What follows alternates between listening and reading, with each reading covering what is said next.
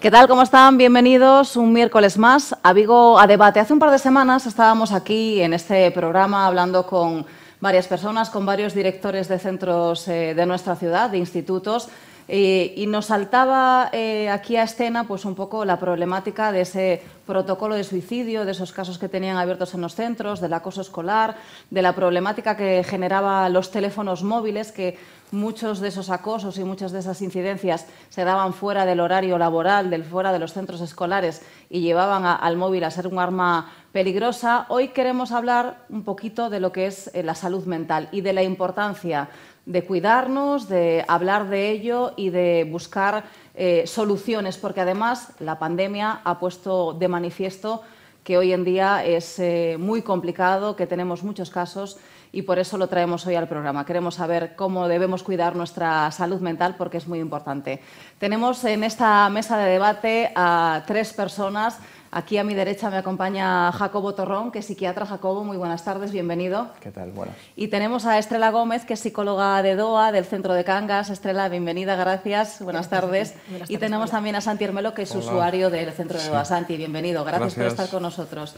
Y como decía, empezamos por esa pregunta que os hacía y hablábamos hace un ratito fuera de micrófonos y de antena. ¿Cómo ha afectado la pandemia a nuestra salud mental? ¿Cómo habéis notado ese incremento de usuarios, de personas necesitadas de ayuda por motivo de la pandemia, que al final, bueno, pues parece que la hemos dejado un poco atrás, que ya quien habla del COVID lo ve un poco lejano cuando todavía tenemos muchos casos abiertos, pero sí que el daño que ha provocado todo eso en niños, en jóvenes, en adultos, en personas que han pasado la pandemia solas, ¿cómo lo habéis vivido? ¿Cómo se ha vivido ahora? ¿Cómo es la era post-COVID, sobre todo si hablamos de salud mental? Bueno, yo creo que si empiezo yo, Estrella, si me permites. Yo creo que es cierto que veníamos viendo un incremento progresivo y lo que ha hecho la pandemia es recrudecer o acelerar un poco este proceso, ¿no? ¿Cómo se ha visto esto? Esto se ha visto en mayor número de consultas, mayor número de urgencias, mayor número de hospitalizaciones, desborde en los hospitales, ¿no? Al final es una situación estresora y que dependiendo en qué grupo de edad afecta de una manera u otra, pero a todos les afecta, ¿no? Ha sido muy alarmante el caso de los jóvenes porque nos preocupa enormemente, pero también se ha visto en pacientes de población geriátrica, por ejemplo, porque ha tendido pues, más al aislamiento, a la falta de estimulación y eso ha acarreado pues, cuadros afectivos, ¿no? De polaridad depresiva o ha empeorado el deterioro cognitivo. Y en población joven, como bien decías antes, lo que más ha llamado la atención es el aumento de las autolesiones o de los intentos de suicidio. Esto es lo que vemos en consulta y hemos visto en los hospitales. En la pandemia fue algo muy acusado, pero es verdad que la tendencia se mantiene. Bueno, cuando existe un estresor, el estresor provoca un daño, ¿no? Y a veces ese daño se continúa y se tarda en reparar, ¿no? Pensemos lo importante que es para una persona a los 16, a los 15 años, el grupo de pares, ¿no? No solo es ir al colegio para aprender, el colegio es mucho más, ¿no? Me voy a relacionar, ¿no? Y claro, si de repente eso te paran y te meten en tu casa y que tú estás 2 años sin ver a las personas, estás con tus padres también con una situación de incertidumbre, de no sé qué pasará con el trabajo, qué pasará con las enfermedades, claro, es una situación compleja realmente de digerir, ¿no? Y de procesar. Estoy totalmente de acuerdo con él, es una edad en la que la socialización, ¿no? Y la vida en el grupo de iguales es fundamental para seguir desarrollándose como persona, ¿no? Y de repente todo eso se les cortó totalmente, ¿no? Y pues estaban por encima muy señalados, ¿no? Por la sociedad como que eran el foco del mal, los jóvenes que hacían que se extendiese el COVID, ¿no? O sea, les tocó un papel bastante duro. Y yo, por señalar algo positivo de la pandemia, creo que también fue un buen momento para que se empezó a poner un poquito a mostrar más, ¿no? El tema de la salud mental, incluso a nivel pues político, ¿no? Y a nivel social, como que era una necesidad que estaba ahí. Y yo creo que también hay más gente que pide ayuda, sin esperar a que el cuadro que presentan sea mucho más grave, ¿no? A lo mejor pues es como que se ha normalizado más que la salud mental es algo que todos tenemos que cuidar y que si no se cuida y cuando pasan estas cosas, que no hemos desarrollado capacidades, ¿no? Para afrontar situaciones tan difíciles como fue para todos la pandemia, pues pasa esto, ¿no? Que de repente pues es una sociedad que no está preparada, ¿no? para para nada, para cuidar su salud mental, y que es algo que se hace cuando ya estás mal, por decirlo de alguna manera, ¿no? Pero la salud mental al final es un continuo, no es estoy enfermo o estoy sano, todos estamos en ese continuo, ¿no? Que, bueno, pues que nos pueden pasar cositas que a lo mejor sí solucionamos. Yo creo que la pandemia sí que dio lugar a, bueno, pues a que haya más gente que pida también ayuda, por decir algo positivo. Sí, y que hay que hablar de ello, porque, por ejemplo, incluso en los medios de comunicación, hace no muchos años, hace nada, de hecho, no se hablaba de suicidios, ¿no? Cuando es la principal causa de muerte en nuestro país por delante de los accidentes de tráfico. Es decir, es algo que entiendo que hay que hablar de ello, porque si no se habla, estamos poniendo una barrera o poniendo ese tabú, ¿no? Un suicidio, pues evidentemente las personas que acaban con su vida, es muy duro decirlo, pero vienen con mucha carga detrás y es como la rueda, ¿no? O el pez que se muerde la cola. Si no se habla de la salud mental, no se puede ayudar. Si no se ayuda, la gente tampoco sabe dónde acudir. O sea, es un poco, pero sí que es una buena decisión el que se hable de suicidio y de salud mental. Sí, yo creo que es importante, ¿no? el hablar de suicidio. Creo que es importante el cómo se hable de suicidio y se trate la información, ¿no? En muchos estudios, ¿no? A veces, ¿no? Cuando uno se está formando, pues, como psiquiatra o como psicólogo, parece que a veces te cuesta, o otros médicos, ¿no? Otras especialidades, te cuesta preguntar, oye, ¿tienes ganas de vivir o te has pensado en matarte y demás? Parece que no lo preguntamos porque parece que eso incita, ¿no? a dar este paso, y todo lo contrario. Está demostrado que el hablar con el paciente, el preguntarle sobre estas ideas y demás, no incita, al revés, es protector, ¿vale? Porque le facilita el poder abrirse y contar esto. Y fíjate, 8 de cada 10 pacientes que se suicidan avisan. Y dices, ¿pero a quién avisan? ¿Al psiquiatra o al psicólogo? No. A veces sí, pero también avisan muchas veces al trabajador social o al médico del centro de salud, ¿no? De ahí la importancia de que no solo nosotros, los profesionales de la salud mental, estemos formados con la temática del suicidio, con la patología mental, sino también otras muy importantes, ¿no? Como es el trabajador social o el médico de atención primaria, porque 8 de cada 10 avisan. Es uno de los factores de riesgo de suicidios consumados, son los intentos previos o el haber alertado previamente de estas ideas. Y precisamente por lo que comentas, ¿no? La importancia de formar a todos los profesionales en esos mitos que hay de que quien lo va a hacer no avisa, o que las llamadas de atención cuando hablamos de autolesiones, ¿no? Cuando se sabe, las estadísticas nos dicen que eso es, ¿no? Que hay como ese continuo, ¿no? Hasta que uno llega a realizar la conducta suicida, ¿no? Y, o sea, el suicidio propiamente dicho, pues que hay una ideación, hay una serie de fases, ¿no? que muchas veces, pues, en vez de explorar cuando ves algún indicio, ¿no? Hay otros profesionales que por nuestro propio miedo muchas veces, ¿no? O por no saber, pues que no dan ese espacio, ¿no? para hablar de eso. De hecho, desde DOA el año pasado hicimos formación precisamente en entidades sociales, porque vemos que, pues, personas que trabajan con entidades que trabajan con personas con problemas de vivienda, cosas que tienen nada que ver con lo sanitario, pero que realmente son los que detectan muchas veces esa ideación previa, y ahí es donde podemos actuar, ¿no? Una vez que... Entonces sí que es fundamental esa información de todos los estamentos, los institutos, a nivel escolar, ¿no? De los profes, porque ahí es donde se detecta muchas veces y donde se puede intervenir, ¿no? Y ayudar antes de que eso ocurra. Santi, queríamos conocer un poco tu caso y saber en qué momento tú te das cuenta de que algo no va bien. Pues fue ya hace unos años, antes de diagnosticarme. Fui a la psicóloga y me dijo que tenía depresión, pero no me quise medicar ni nada y seguí con mi vida. Y luego tuve un ingreso involuntario. Y me llevaron al psiquiátrico, estuve allí 6 semanas y media, me parece. Y la primera visita de regular al psiquiatra, pues ya me derivó a DOA. Y desde eso, en DOA. ¿Qué fue lo que desencadenó? ¿Sabes cuál fue el desencadenante de esa depresión? Me dijeron que era genético, por herencia familiar. Pero lo que desencadenó, pues pudo ser el romper con la novia, la muerte de mi padre y cosas así. Estar sin trabajo. ¿Qué encontraste en DOA? En DOA, compañeros, ayuda, una orientación y cosas que hacer. Estamos todo el día ocupados. Eso es importante, ¿no? Al sí, final, sí. el tener la mente distraída. Sí, y centrada más bien. Estrella, ¿cómo es el papel que lleváis de acompañamiento en DOA, en la asociación? Bueno, nuestra entidad trabaja con trastorno mental grave, que porque todos nos entendamos, pues son trastornos mentales, obviamente, que implican una discapacidad, ¿no? En diferentes áreas o esferas de la vida.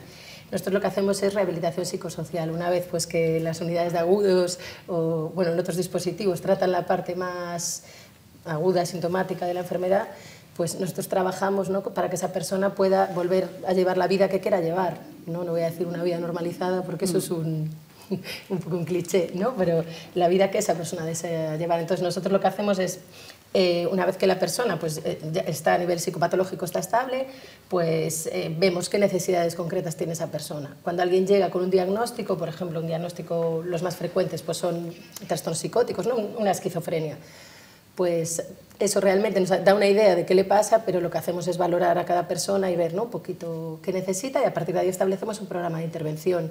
Y ahí pues, nuestras actividades van desde la parte más de manejo de la enfermedad, ¿no?, intentando que la persona aprenda pues, a vivir más adecuadamente con ese trastorno que tiene, pues a través de psicoeducación, terapia de grupos, es un poco más lo que hacemos los psicólogos, ¿no?, y las psicólogas de mi entidad.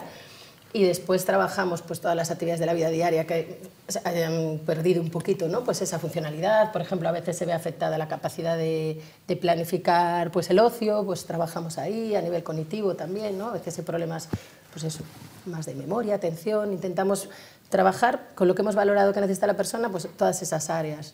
Y después, aparte de eso, que es lo del papel, pues al final acaba siendo un sitio un poco, yo creo, de referencia no solo para las personas afectadas, sino también para sus familias. ¿No? Es, bueno, cuando estamos ahí, ¿no? Y al final parte de la pandemia que nos quitó la red de apoyo, pues nosotros somos esa red de apoyo para las personas que acuden a nuestro centro, ¿no? Santi, ¿a ti cómo te afectó la pandemia? Porque nos decías que bueno, llevas en DOA desde el año 2007, no sé si la pandemia agravó un poco tu situación anímica. Bueno, yo vivo en el rural con mi madre, y sacaba a los perros 3 veces al día, iba a la compra, a hacer los recados y todo, y lo fui llevando. Tenía asistencia con ellos por teléfono. Y fue más o menos así. No me afectó tampoco demasiado porque... Sí, no te cambió demasiado la vida, ¿no? Ya, claro, no me relaciono mucho. Pues fue dejar de ir a DOA, sí. Pero lo de relacionarme y todo eso, salir como por mí solo ya no lo hago, pues no me cambió mucho. Jacobo, nos decía que Santi, que predisposición genética. ¿Cómo, en ese sentido, cuando hay algo de predisposición genética a trastornos mentales, a la depresión, ¿hay alguna forma de prevenir? Bueno, pensemos que las enfermedades mentales no son diferentes a nivel genético de otras, ¿no? Digamos, es un concepto muy amplio y tenemos que entrar específicamente, ¿no? Pero uno puede tener una carga genética muy importante para una enfermedad, ¿no?, que a veces si no existe un determinado ambiente no se desarrolla, ¿vale? Y viceversa, una persona puede tener una carga genética muy leve o muy baja para una enfermedad que si el ambiente es muy desfavorable o que predispone mucho a esa enfermedad la puede desarrollar. No solo a nivel mental, pongamos el ejemplo de otras como puede ser la diabetes, ¿no? Yo puedo tener una carga genética muy importante de diabetes, sobrepeso, obesidad en mi familia, ¿no?, que si yo, como digo, no como mal, hago deporte, una vida activa y demás, pues probablemente no desarrolle esa patología a pesar de la carga genética. Y lo opuesto, si tengo una baja carga genética, pero pues, como todo el día mal, soy sedentario, fumo, etcétera, pues probablemente desarrolle, aunque tenga baja carga genética. Y con la patología mental pasa algo similar, ¿no? Es decir, yo puedo tener una carga muy baja, por ejemplo, para un trastorno psicótico, para una esquizofrenia y demás, pero si inicio un consumo de tóxicos muy temprano, abusivo, tengo factores estresores, por ejemplo, en la infancia, de abusos, de acoso, etcétera, pues aunque sea una carga baja, el ambiente es tremendamente predisponente a desarrollar patologías de este tipo, ¿no? Indudablemente, si sumamos alta carga genética más un ambiente desfavorable, ya es un cóctel explosivo, ¿no? Pero sería un poco así. Esto pasa en otras enfermedades y la patología mental no es diferente en este sentido. ¿Cómo ha de ser la prevención? Y va para todos. ¿Cómo podemos prevenir para que la salud mental sea positiva y que no pues, haya esos desencadenantes de los que nos hablaba Santi que puedan derivar pues, desde una depresión a cualquier tipo de enfermedad mental? ¿Cómo se puede ayudar en ese sentido? Bueno, pues un poquito intentando precisamente que la gente no se exponga a esos factores de riesgo, ¿no? Pero para eso los tienen que conocer. Quiero decir, yo creo que todo el mundo sabe que los tóxicos buenos no son, ¿no? Pero yo creo que muchas veces no se conocen realmente los riesgos o la información, por ejemplo, a niveles de, más de adolescencia o pubertad, ¿no? Pues llegan de una manera que está claro que no está funcionando, ¿no? Porque tienen toda la información del mundo hoy en día, tienen a Internet, pero la manera que les llega está claro que no les cala, no entienden, ¿no? A lo mejor qué importancia tiene pues eso, el cuidado, ¿no? A nivel pues de no consumo de tóxicos, de mantener una vida más o menos, ¿no? Pues saludable en ciertos aspectos, y después el desarrollar más estrategias de afrontamiento. La educación emocional desde pequeñitos yo creo que es básica, ¿no? Seguimos con el no llores, es decir, hemos mejorado muchísimo, pero al final el manejo de las emociones que hacemos en nuestra sociedad es bastante regular, ¿no? Y eso que hace que yo no pida ayuda, que no reconozca pues, que ciertas emociones es normal vivirlas, que me produzca más sufrimiento. Yo creo que la prevención tiene que pasar por mucha educación emocional, por supuesto mucha educación en cuáles son los factores de riesgo, ¿no? A nivel de salud mental, no solo de trastorno mental grave, sino bueno, en general, ¿no? De todas las patologías. Y después el evitar los estresores importantes de la vida, pues a lo mejor es muy complicado, pero sí que si tiendo a pedir ayuda, si sé reconocer mis emociones, si sé que algo va mal, pues a lo mejor actúo antes, ¿no? De esperar a que eso se convierta en un trauma, bueno, pues con tanto pozo que sea mucho más difícil trabajarlo, ¿no? Pero yo creo que hay mucho trabajo a nivel social desde la base, en ese sentido. Bueno, la educación siempre es fundamental en los más pequeños. ¿Cómo crees que hay que prevenir todo esto? Bueno, estoy totalmente de acuerdo con Estrella. Creo que al final lo que se llama prevención primaria, ¿no? Que es tratar antes de que aparezca la patología. Creo que esto se debe hacer evidentemente cuanto antes, por eso se llama primaria, y debería ser ya desde las familias, desde las escuelas, desde los colegios, ¿no?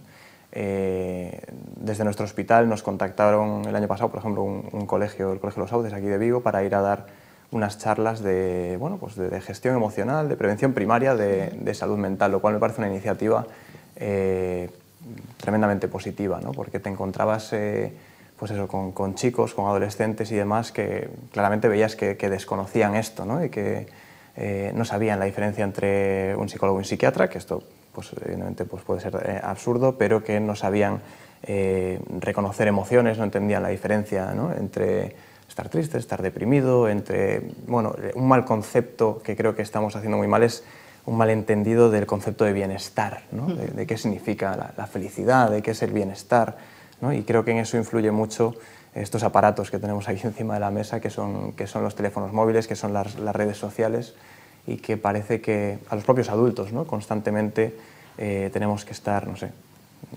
Felices, ¿no? Sí, constantemente. sí. O por lo menos eso es lo que parece que hacen comunicados, ¿no? las redes y exponiéndonos, sociales. ¿no? Y demostrando es que nuestra felicidad depende de que el otro la vea, Sí. ¿no? Si no la ve, parece que no existe, ¿no? Esa exposición continua y, como decía, bueno, que lo hablábamos antes, ¿no? Que entienden que la vida es una cosa o lo que es estar bien es una cosa que está muy alejado de la realidad. Entonces sus expectativas son inalcanzables realmente y eso genera mucha frustración en los adolescentes. Y esto engloba muchas esferas, engloba a tener que viajar, a tener que tener tal coche, a tener que tener determinado número de amigos o a tener que tener determinado cuerpo, por ejemplo, ¿no? Que si nos cuesta a los adultos, ¿no? El procesar, el digerir esto, pues a una persona de 12, 13 años que ya acceden a todo este contenido es tremendamente perjudicial, ¿no? Y yo creo que uno de los factores en la pandemia también que influyó es el pasar mayor número de horas con este aparato, y que por eso también, aunque haya pasado la pandemia, la tendencia que veíamos ya venía creciendo. La pandemia lo aceleró, pues probablemente también porque estuviésemos más tiempo con este aparato, pero más el estresor que supone o supuso la pandemia. Pero desde luego esto no está ayudando a nivel mental. Nos estamos equivocando en la educación ya desde la base, como comentabais, a la hora de hacer niños demasiado sobreprotegidos, ¿no? Que no sepan gestionar emociones, gestionar frustraciones. Al final hay piedras en el camino de cualquiera y no sé si se lo ponemos demasiado fácil, ¿no? Es decir, hay que soltarles de la mano, que sean ellos los que cometan sus propios errores, los que tomen sus decisiones, los que las hagan bien o las hagan mal. No sé si en ese sentido nos estamos equivocando, protegiendo demasiado a los menores que después van a crecer, se van a convertir en adultos que pues tienen que aprender a gestionarse. Yo creo que sí. Si la pregunta es, yo creo que sí que nos estamos equivocando, ¿no? De hecho, incluso ya los propios adultos, cuando vienen a consulta, ¿no? A veces lo que te piden es, parece que el psiquiatra o el psicólogo tiene que solucionar un problema. No, mira, yo no quito problemas, yo te puedo ayudar a sobrellevarlos, ¿no? O a enfrentarte mejor a ellos, pero no quito el problema, ¿no? Parece que ahí ya estás viendo, es decir, necesito que me lo soluciones tú, yo no puedo solucionarlo, me veo incapaz, ¿no? el éxito, ¿no? Sonará un poco así, pero el éxito al final como padre en la crianza es que tu hijo sea autónomo, que se valga por sí mismo. Tú faltarás en algún momento y él tendrá que valerse por sí mismo. Si además él, ¿no?, con determinada edad, no se siente autónomo, se va a sentir inseguro, ¿no? Y cuando tenga que, evidentemente, enfrentarse, ya no hablo de un estresor, de un duelo, de una pérdida laboral, hablo de ir a una entrevista de trabajo, hablo de, bueno, va a tener ansiedad, porque le va a dar miedo. La ansiedad no es más que una reacción a algo que, ¿no?, te avisa de una amenaza o de un peligro. El problema es que hoy en día esta gente, ¿no?, está viendo peligros que no deberían de ser tal cosa, ¿no? Sí, nos decía, a raíz del otro debate que os comentaba antes de los centros escolares, nos decían muchos los directores de los institutos que a veces los padres iban a las revisiones con los niños, con niños ya de 14, 15 años, que dices, no, tiene que ser él el que tenga o dé el paso de me he equivocado, quiero saber en qué he fallado, que no tengamos que ser los padres los que pues con 16 años sigamos haciendo determinadas cosas para nuestros hijos, ¿no? Claro, yo lo que te iba a decir, que creo que lo estamos protegiendo, pero mal. Porque claro. además de las cosas que sí que hay que protegerles, de las que estábamos hablando, no las protegemos. Y parte del problema de estos aparatitos también y de lo que estamos hablando es que esperan todo así, de la solución de problemas, la inmediatez, ¿no?, que supone su mundo ahora. Todo es inmediato. Tú antes ponías los dibujos y eran los que había. Bueno, a mí me pilló eso, que había un canal, ¿no? Y no soy tan mayor, pero entonces tú veías el dibujo que te tocaba ver. Ahora cualquier niño es 5 minutos, no me gusta, lo quito. 5 minutos, no me gusta, lo quito, ¿no? O sea, me aburro. Me aburro. Es decir, esa inmediatez en la resolución de problemas igual, todo es súper inmediato, todo es súper inmediato. No tienen esa capacidad de frustración, ¿no? De, bueno, pues esto requiere un proceso. Es que lo requiere, no hay más. O sea, esto que estás haciendo ahora requiere que tú tengas que esperar, ¿no? Y luego es eso, hacemos cosas de sobreprotegerles, que al final creamos niños súper inseguros con ese apego, ¿no?, que no son capaces de desprenderse de los padres, pero a la vez les desprotegemos totalmente, están súper expuestos, ¿no?, a pues esas cosas que hablamos antes, de las redes sociales, desde bien pequeños, a pantallas, ¿no?, a cosas que, o sea, estamos haciendo como la protección justo al revés de cómo debería ser, porque no les protegemos a futuro, no estamos generando niños o adolescentes que sepan resolver, estamos resolviéndoles, ¿no?, y a la vez planteándoles retos muy grandes como son las redes, pero sin ninguna herramienta, ¿no?, para superar eso y para saber pues, que no todo el mundo que pone que está en Instagram súper feliz, eso no es la realidad, ¿no?, sino que es la foto que ha puesto de todo su día, ¿no?, que es un poco... Santi, ¿a ti te costó mucho pedir ayuda? Bueno, para darme cuenta de lo que me pasaba, aún estoy ahora. Bueno. Pero para pedir ayuda me noté muy extraño y que no me reconocía a veces en el espejo y empecé a notar cosas muy raras y fui al psicólogo primero, a uno de pago. Y me dejé ir, me dijo que tenía depresión y luego fue cuando ingresé. Y luego ya pedir ayuda ya es casi constante ahora. ¿Y cómo te encuentras a día de hoy? Pues con la medicación y la terapia estoy estable, es lo que me dice la psiquiatra y la psicóloga. Pero un poco inseguro y preocupado por el futuro, si es que hay, y todo eso. Estela, ¿cómo se ayuda a Santi? ¿Cuál es el apoyo que le prestáis? A ver, Santi, desde que llegó a nuestro centro, si me permites, sí, hasta hoy es otra persona totalmente distinta a nivel de capacidad de seguridad y demás. ¿Qué pasa? Cuando uno tiene una enfermedad, bueno, le diagnosticaron inicialmente depresión, ¿no? Pero sí, bueno, luego, pues como los diagnósticos ocurre a veces, ¿no?, que son un poco evolutivos y fue así cambiando la cosa, pero desde ese momento que yo me acuerdo siempre yo me río mucho con él porque le cuento una vez que nos fuimos de fin de semana, ¿no?, y lo llevaba en mi coche y yo forcé un poquito, ¿no?, para que saliese y tal, y le iba viendo la cara por el retrovisor y iba pensando, me he pasado, ¿no? Y desde ese día que no salía ¿verdad?, de casa, sí, pues hasta hoy, que pues dentro de una semana se va a Mallorca, es decir, esa inseguridad de la que habla son resquicios que casi todos podemos tener, que es a veces ya la parte que nos toca ayudar, ¿no?, después en este proceso, de decir, a ver, veníamos para aquí y le decía, yo también me pongo nerviosa, yo también, para mí esto no es una situación... Incluso yo, Santi. Claro, ¿no? Entonces, yo que ya estoy más acostumbrada. Que hay veces que también hay que trabajar eso después, ¿no? De lo que partíamos, ¿no? Bueno, ¿qué es esperable en una terapia? Es que hay cosas que te van a seguir pasando. Gente que tiene muchísima ansiedad, pues esperar que tu objetivo sea ansiedad cero, es que aparte ya no sería ni bueno, ¿no? Pero vamos, es que no es... Entonces, a Santi se le ayuda, pues estando ahí, a veces dándole... hacemos terapia todas las semanas, tanto grupal como individual, y ofreciendo la oportunidad que encuentre un sentido, ¿no?, a su vida y a lo que quiera hacer, y ayudando y acompañando. escuchándole lo que quiere hacer y estando ahí al lado. ¿Y qué quieres hacer, Santi? ¿Qué te gustaría? A veces ahí no estamos muy de acuerdo. Pues yo no sé, yo aparte de seguir estable, si se pudiera mejorar, mejorar, y no sé, conseguir un futuro o algo. ¿Crees que has evolucionado en todos estos años de lo que hablaba Estela? ¿Tú ves tu evolución? Un poco sí, Sí, pero me cuesta reconocerlo, es lo que me dice, me siento inseguro sobre mí mismo y todo aún. ¿Qué se le dice, Jacobo? ¿Qué se le puede decir? Bueno, sí, a veces es difícil, ¿no? Porque Sí. nos vamos viendo en el día a día, ¿no? Y esto es como digo yo, como un padre que está con su hijo todos los días, ¿no? Pasan 3 meses y tampoco lo ve crecer tanto, ¿no? Y en cambio viene otra persona que hace tiempo que no lo ve y dice, ¡joder, vaya estirón ha pegado! Pero tú que lo ves todos los días. Sí. Entonces, probablemente él, pues como todos los días va viendo su evolución, si le enseñamos un vídeo, ¿no? Una foto de cómo estaba pues, en 2007, pues probablemente el cambio sea abismal, ¿no? Lo que pasa es que son pequeñitos pasos que voy dando, ¿no? Y que seguirá dando, ¿no? Sí. Eso espero. Te cuesta más verlo a ti que a verlo a los que lo rodeáis y que trabajáis con él diariamente, ¿no? Claro.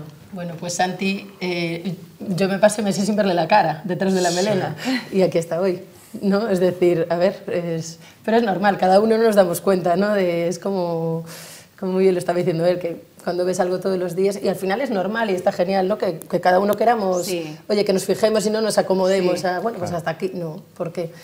¿No? Pues que siga habiendo esas, pero con optimismo, ¿no? Y con ganas de trabajar sobre ellas, no es una perspectiva más negativa, ¿no? De no he mejorado, no, ha mejorado mucho, muchísimo, pero bueno, está bien. Yo creo que estoy de acuerdo contigo que es positivo que cada vez se quiera más en cuanto a la evolución y a la mejoría, ¿no? Es decir, me pasa a veces con padres en el hospital, ¿no? Pues que traen a sus hijos pues porque están desesperados, porque se quieren matar, se están autolesionando, entonces por favor ayúdeme doctor, tal. Y cuando eso ha mejorado al cabo de unos meses, que era lo que realmente preocupaba, angustiaba, ahora ya es que tiene que ir a patinaje, es que tiene que volver al colegio, tiene que sacar tal nota, y yo, a ver, no perdamos la perspectiva, lo lograremos, está muy bien que queramos esto, pero si queremos esto, quiere decir, oye, que es que está mucho mejor esto, ¿no? Hay que reforzar también esos logros, ¿no? Oye, genial que vayamos a Mallorca, que tal, no sé qué, pero, oye, genial que has logrado salir, que estás hoy aquí, que, ¿no? Reforzar un poco lo conseguido también, que a veces ya lo olvidamos, ¿no? Como ya pasó. Ya está dado por hecho, ya estoy, Claro. esto ya está Cuando no, sí, en ese momento parecería imposible, ¿no? Pues no se muevan, vamos a hacer un mínimo alto del camino y enseguida seguimos hablando de salud mental.